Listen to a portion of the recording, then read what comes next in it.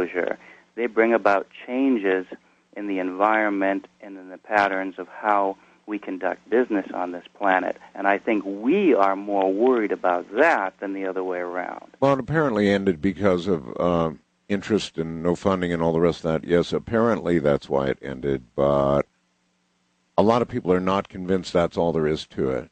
Well, then let's look at it in the other fashion.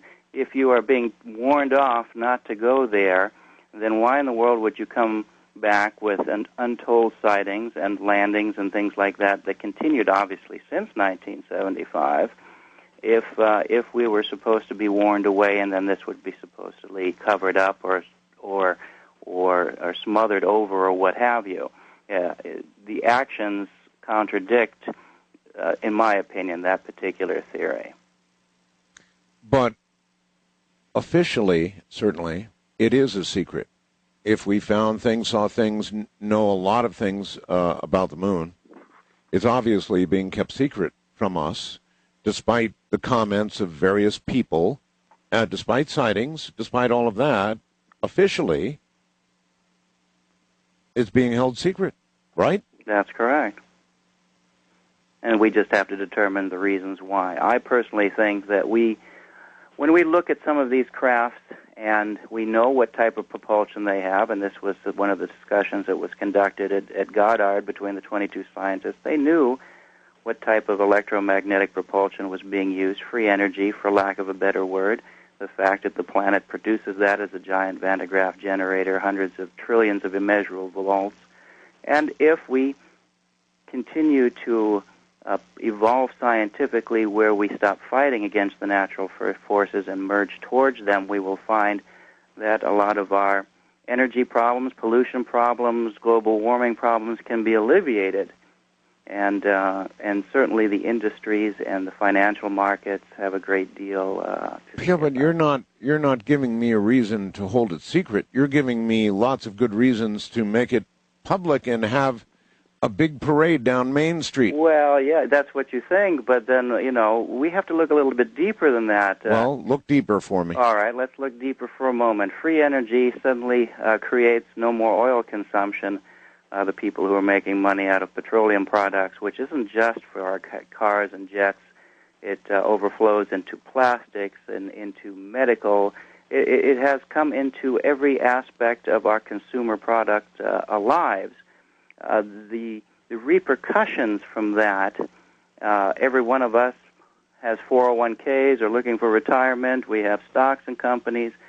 We have all vested interests in maintaining a comfortable social climate that we have gotten accustomed to. So what are you telling me? That so what I'm telling you is that we do not want rapid change until we have managed to incorporate it in such a fashion that we can charge for it. So then free energy would destroy the world as we know it?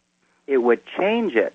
Well, yeah, but I mean, from the point of view of those who peddle oil, not an inconsequential group to be sure, Glenn. That's true. It would end life as they know it, right? Well, they certainly wouldn't be pleased about it. Well, absolutely not. It would end life as they know it. So do you believe that's a big enough reason? I believe it's certainly a large, definitely a large percentage of that reason, absolutely. And then we go a little bit further as well. Let's say that we become in contact with people who have explored greater parts of the universe and we have greater insights into things. Right now, we are a society of theory, and we theorize about everything, and we build theory upon theory until nobody can figure out what's real anymore. And we need to become more knowledgeable about what is reality and what is truth, and stop theorizing about it. Do you believe that presidents know about this? I believe that some presidents absolutely have been exposed to it. In fact, not too long ago, the History Channel put out a very excellent program based upon that. But they are just, believe it or not, you can't walk into certain areas of government and say, I'm President so-and-so, open the doors. It doesn't work that way.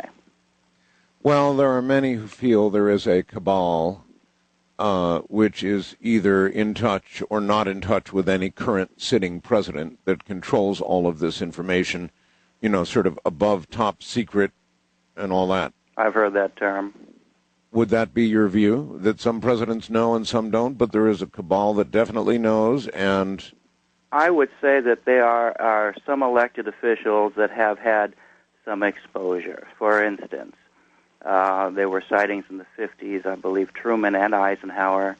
There has been some reports about President Kennedy. Ronald Reagan, while he was governor, flying his jet in California, reportedly saw one and was a believer. Jimmy Carter put out a report when he was serving as a military officer, I believe, on a nuclear submarine. And so they have some type of insight as to how much information that they are allowed access to. Well, that we leave to the levels of government to determine. The credibility factor comes in several different levels. First of all, I believe that the type of information that you represent and the way you represent it stands for itself, and the type of people who represent it as well are either a credible or non-credible source. Also, as we take this more seriously and are willing to embrace it a little bit more from a real and scientific standpoint, then I think that we will get a lot more cooperation in that field now, too. Right now, this field is a sea of confusion. It is a menagerie. It's like the Three Stooges, everybody pointing fingers at each other. And well, it's not helped by some of the people that are in it, of course. No. It tends to attract the fringe element, and that's enough for the rest of the people to just sort of, shake their heads and laugh or whatever. Correct. However, I've seen something myself, Glenn, completely inexplicable. Actually, I've seen something twice, and so many humans have had that experience, so many, yes, that, damn it, there's something real to it, but I just don't know how we nail it down, add that credibility factor that just has to be there to get us moving. Well, yes, that's correct. And once you see something, then you start asking questions. And the more questions we ask, and the more we network and converse with people, we find out.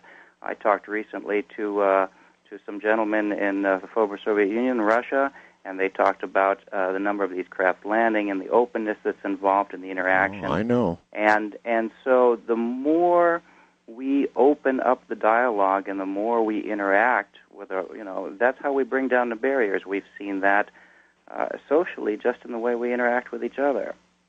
Well, I've watched friends trying to open this whole thing up, well-intentioned, very brilliant people like Dr. Greer, who have really gone after it in the most conventional way you can imagine, amassing powerful witnesses, offering to give testimony that would be at the very least shocking, but the poor guy, he doesn't make a lot of progress. And he's doing it sort of from the inside. I mean, the right way.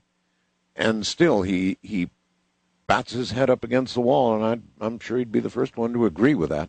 Well, absolutely. And, Professor McDonald and Major Kehoe and Dr. Alan Hynek, and they all went before the Senate in 1968 and 69, and in order to bring this mantle of secrecy out and be more open with it, and it was relatively squashed at that time too.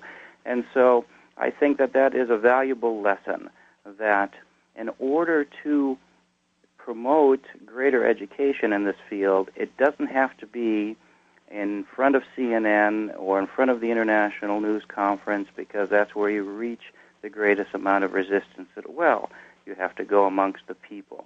And I think that's a very clear reason why we saw so many UFO sightings and so many contacts in I can't even count them, at least 100 countries during a particular amount of time, because they found out that from the official standpoint, they were not going to release this information, even if they flew in formation over the Capitol building as they did in 1952. I was going to say, they did. They did, and they did it again in 65. And there are photographs of all that. Absolutely. We have photographs. It's the damnedest thing. We just don't...